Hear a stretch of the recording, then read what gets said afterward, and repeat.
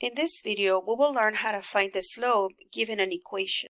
There's going to be times when they don't give you a graph and they don't give you any points, but they give you the equation instead, and they're going to ask us to find the slope of that particular equation. When that happens, we're going to use what is called the slope-intercept form of an equation, and that says that if you can get your equation to look like y equals mx plus b, then that that coefficient of x, is the slope of that particular equation. So then the steps we're going to take is first, we're going to rewrite our equation in the slope-intercept form. That means that we need to solve for y. And then we're going to find that that coefficient in front of x. And if we need to simplify, we need to make sure that we simplify. So let's start with the first one. I have 2x minus 3y is equal to 8. Now I need to leave the y alone. The one that is out of place is this x. You see how in this form the x is on the right side of the equal sign, and in this case the x is on the left side of the equal sign. So that I'm going to have to move that positive to x. And the way we do that, hopefully by now you already watched the video on solving linear equations. The way that we move a positive to x is by subtracting 2x from both sides of the equal sign. When we do that, 2x minus 2x will go to 0, leaving us only with that minus 3y is equal to, now on the right side I have a positive 8 and a minus 2x. These two are not like terms because one has a variable and the other one doesn't. So I cannot combine them together. I cannot add or subtract these numbers. I'm going to have to write them separately. Now it doesn't matter which one you write first, but because they want it to look like this, where the x's go first and this b goes second, I'm going to write that x first, that minus 2x first, and then the 8. Since this is a positive 8, I'm going to put a plus between them so that I can distinguish between the x's and the 8. Okay, we're almost there. I still need to make sure that I get rid of this minus 3.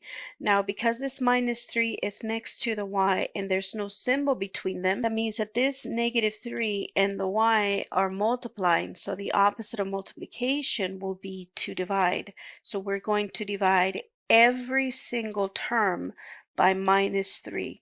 What you do to one side, you have to do to the other. So minus 3 divided by minus 3 becomes 1y, or just y. On the right side, I have minus 2x over minus 3, and I have the 8 over the minus 3. Now notice that I'm not simplifying or doing anything because right now all I need to find is which of all these numbers is the m. Now according to the form, the m is going to be that coefficient that is together with the x. So for us, the coefficient is these two numbers. This fraction right there is the coefficient of x. So that means that the slope is going to be negative 2 over negative 3. Now, I cannot divide 2 by 3 evenly, but because they have the same sign, I can simplify this into a positive 2 over 3. So then this becomes the slope of this first equation.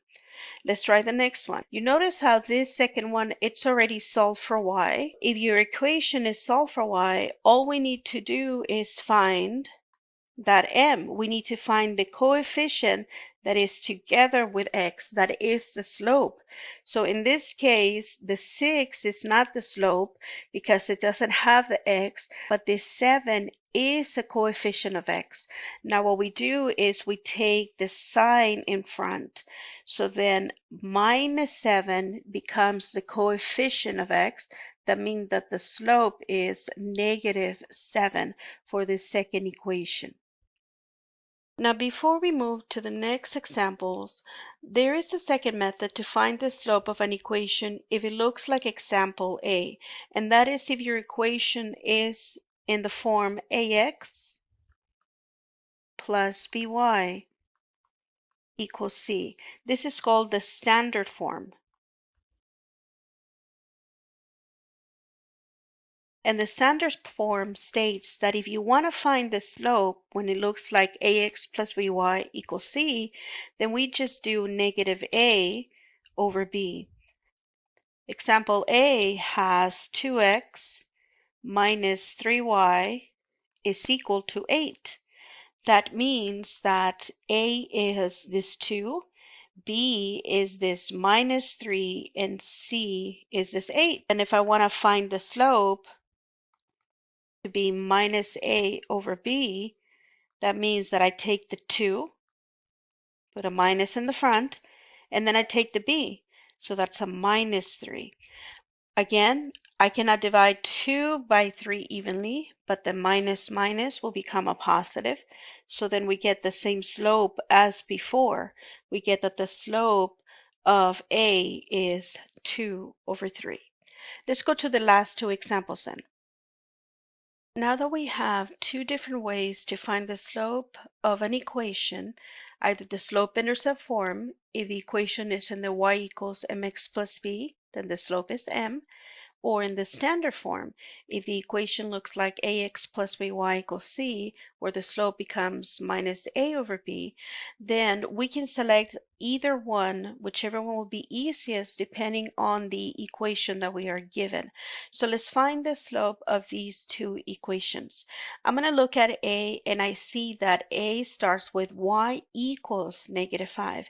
So then the best of the two will be the first one, because this is already written as y equals. So let's do that. Let me bring the form down here. I have y equals mx plus b. Now my equation is y equals negative 5. You see how that doesn't have an x? So then that's going to represent my b because I don't have an x. But because I don't have an x, that means that I have 0 x's. So if I have 0 x's, that means that the slope will be 0 because I have no x's. Now let's look at b. Now b doesn't start as y equals. B only has an x. So instead of using the first one, I'm going to use the second one. I'm going to use ax plus by is equal to c, and I'm going to remember that the slope will be given by doing minus a over b. I bring down the equation. I have an x, and then I have equals to 7. So then if I have an x on its own, that means that I have 1x. But I don't have any y's. That means that I have 0 y's. So then my slope will be a, which is 1, with a minus, and b, which is 0. But because I have a 0 in the denominator, that means that this equation has a slope that is undefined. So what does that mean exactly? It means that the first equation that they gave us, y equals negative 5, since it has the slope of 0, if we were to graph it, this would be a horizontal line. And you can go back to example 3 so that you can notice that the horizontal line was the one that had a slope of 0. And we said that all horizontal lines will be the ones that have a slope of 0. For b, since the slope is undefined, again, back in example 3, we said that every time we have an undefined slope, then we have a vertical line. That means if you were to graph x is equal to 7, you will see that that is a vertical line passing at 7. Thank you so much for watching, and I'll see you in the next one.